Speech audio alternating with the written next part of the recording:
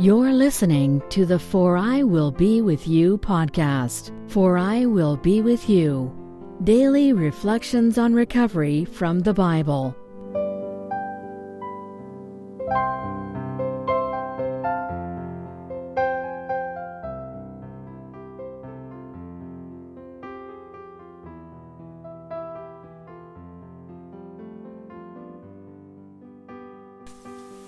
Welcome back to the For I Will Be With You podcast for the 41st week of the year from October 7th to October 13th, covering Numbers 24:5 to Numbers 27:18. Numbers 24:5 has a quote that is very famous in Jewish circles. It goes like this. It says, "How goodly are your tents, O Jacob, your dwelling places, O Israel." And this is, if you've ever experienced this, one of the very first things that's said every morning in the Jewish prayer book, if you go to synagogue. And it is a quote that is uttered by Bilam. Now, this might seem hard to believe, but just to recap, Bilam was a prophet. He was a wicked person, but he was a prophet who understood when God was going to punish people. And Bilam was asked by Balak, who was the king of Midian, a country that the Israelites were going to attack on their way into the Holy Land. He was asked by Balak to curse the Israelites. So previously we had this episode of Bilam running out the door of his house to saddle up his donkey in order to run and curse the Israelites. But God has made Bilam promise that he will only say what God wants him to say. And we have this funny kind of dichotomy of Bilam being described in the Bible as a wicked person, but he's also willing to obey the word of God and has the ability to talk one-on-one with God, something that none of us have. We don't have that privilege. And when he shows up, he sees the Israelite encampment. Instead of cursing the Israelites, he says, "How goodly are your tents, O Jacob, your dwelling places, O Israel." And so what was meant to be a curse, turns out to be a blessing. And it was so striking, important, that the Israelites took it to heart and have made it part of their liturgy. And maybe we can get inspired by this, because I think a lot of us are like Bilam. When we're active in our addictions, we're full of a drive to do the wrong thing, to defy the wishes of friends and loved ones, even God, to harm ourselves through selfish acting out. But if Bilam, allegedly one of the most evil men who ever lived, can be brought into line to hear the true wisdom of God, then maybe so can we. We need to focus ourselves on understanding God's will for us, quieting down our egos and selfish drives. Then we can find serenity and recovery.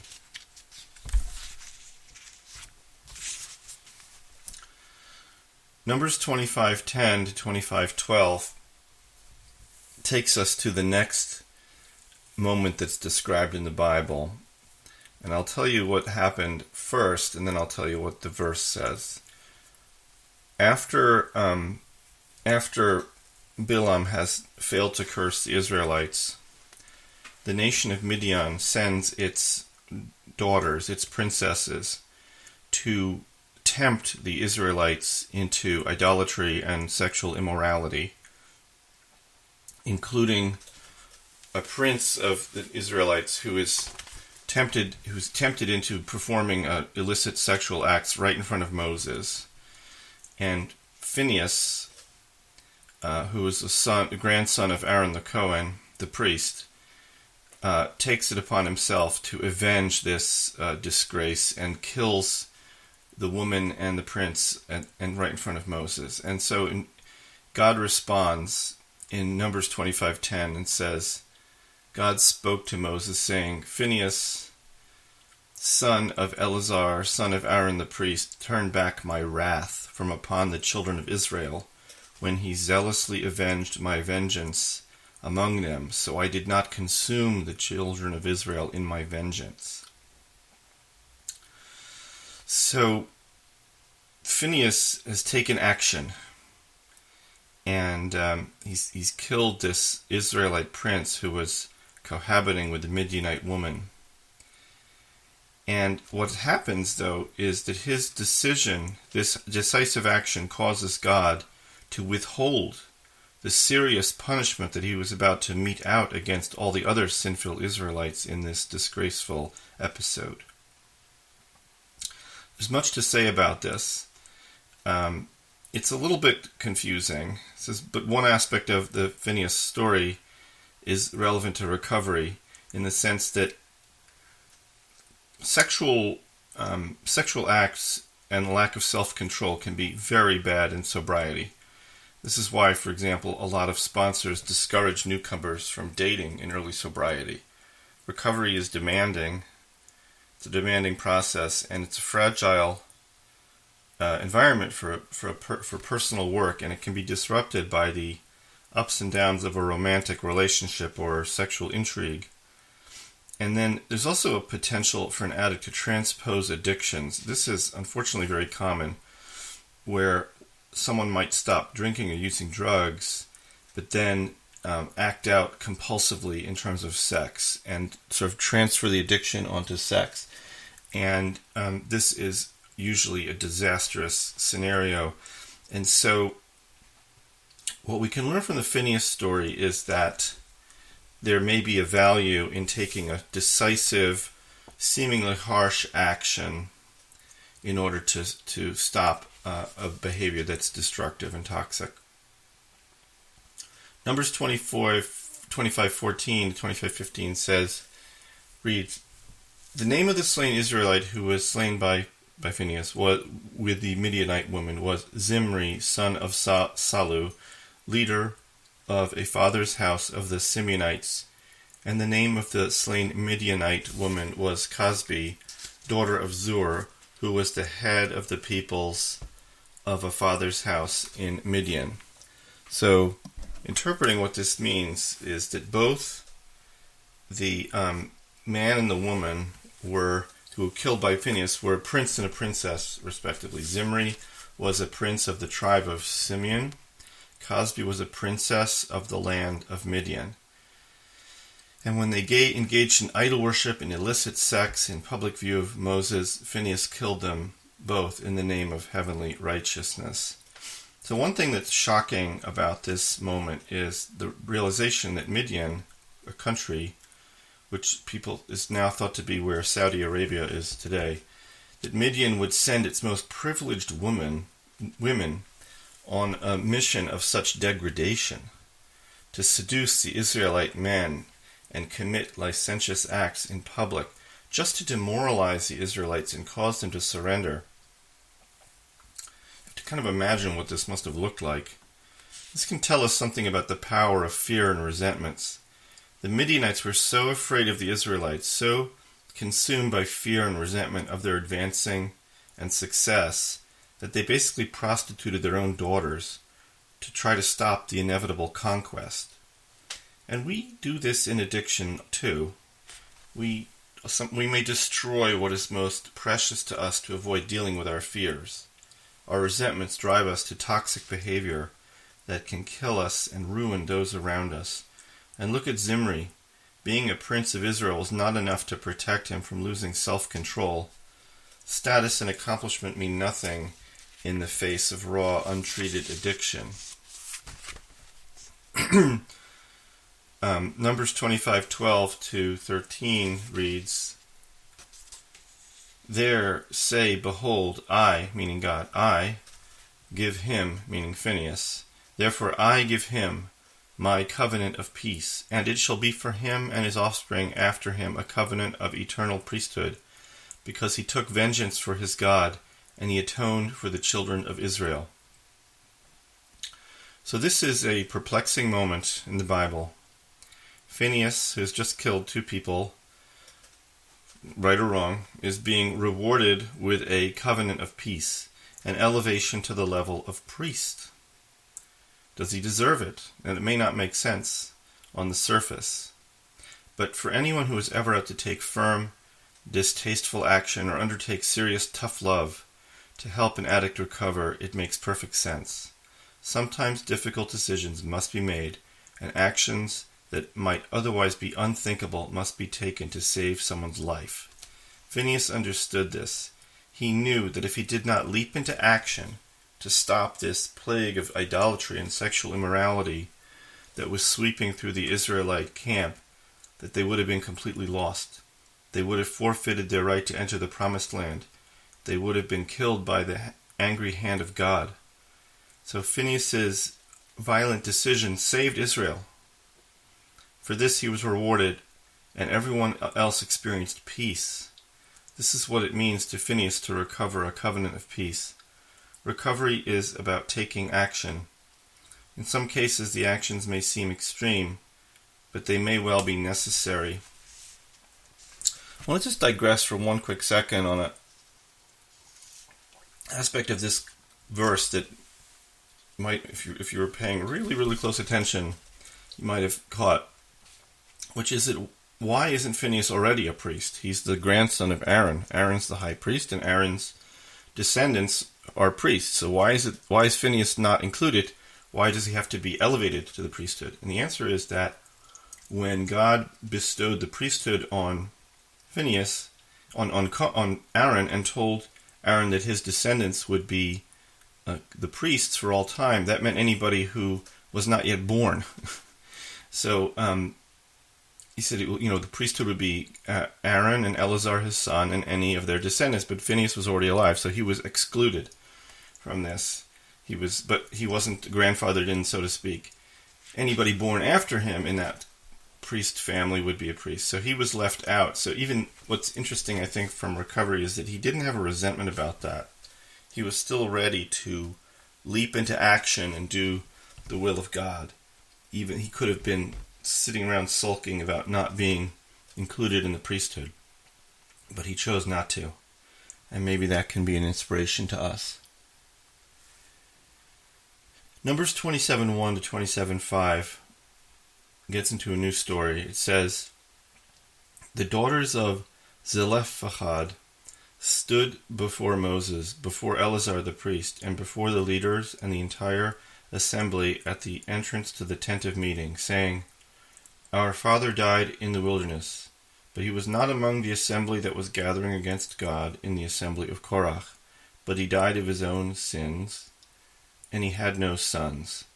Why should the name of our father be omitted from among his family, because he had no son?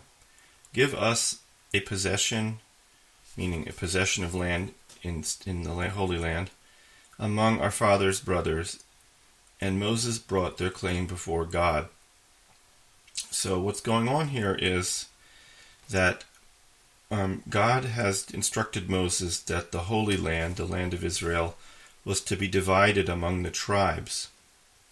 And there are some biblical scholars who have reconstructed what this map actually looked like. It's kind of interesting how the 12 tribes occupied the area of the world that is now the modern state of Israel, part of Lebanon, part of what's now Jordan, and so forth.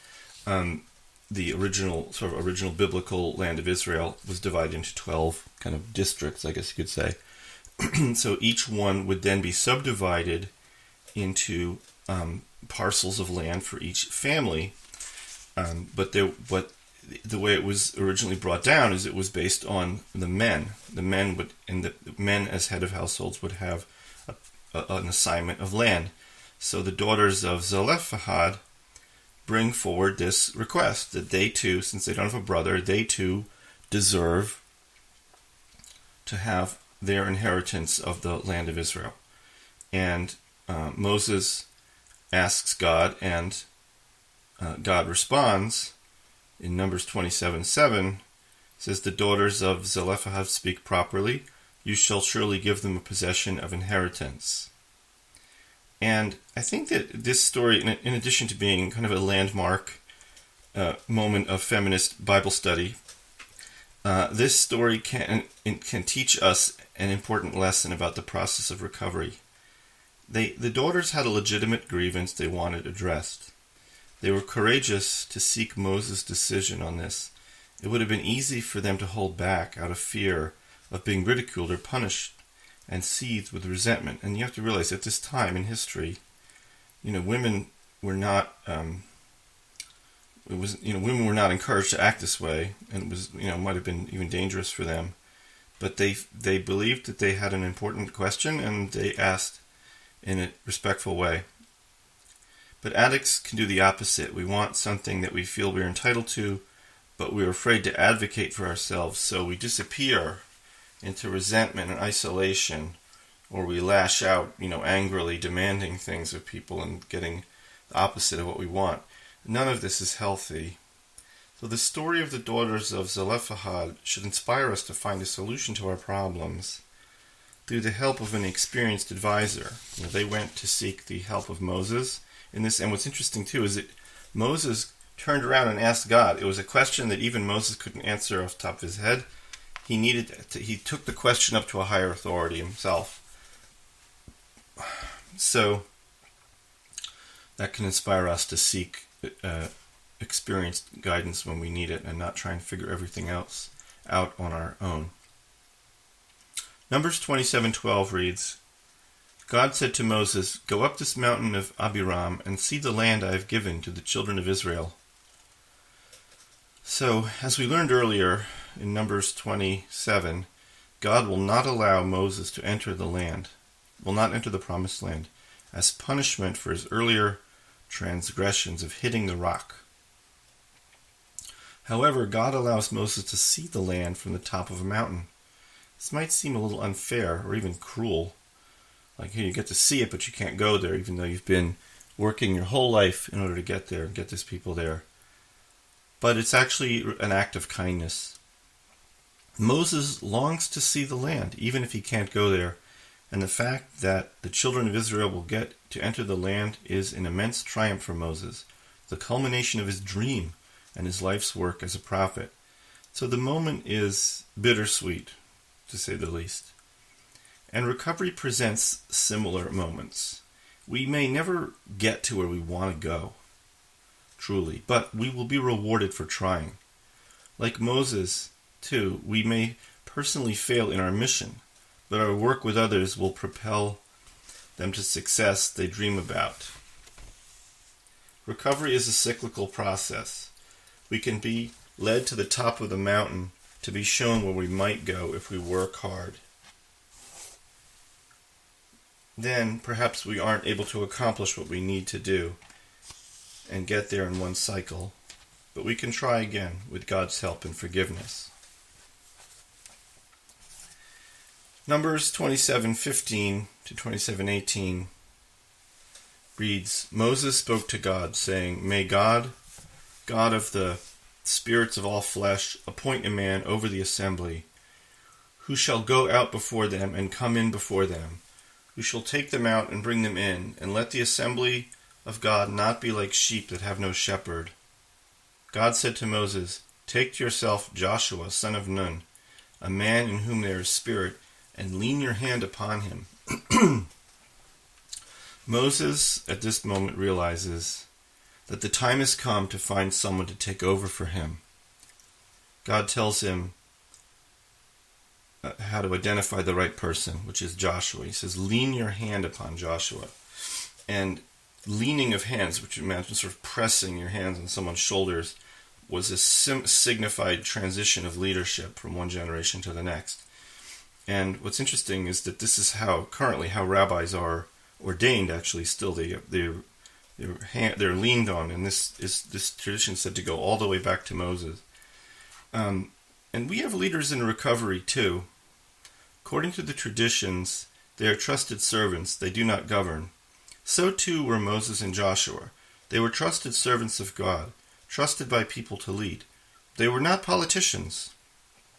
Leadership in recovery programs is critical. AA leaders are role models.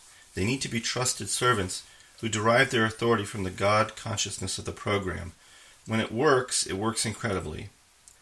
And as an example of how this leadership can be put into action, I heard us share from a man. This is a man who had been in and out of prison for stealing when he was active in his addiction. So he got sober early on, and may have even been on a court order. He went to an AA meeting, and the group leader met him and said, "I'm going to make you the treasurer of this meeting." He handed him an envelope full of money and said, "Take this home and keep account of it." And this man was so shocked that anybody would trust him like this, that this, like this is a man who had been in prison for theft. But it was this act of trust that was partly responsible for turning his life around. The leader of this AA meeting must have sensed something about him, and he realized that if he could be trusted like this, he could be a better person. It was a tremendous act of leadership to entrust him with the group's money, and it worked.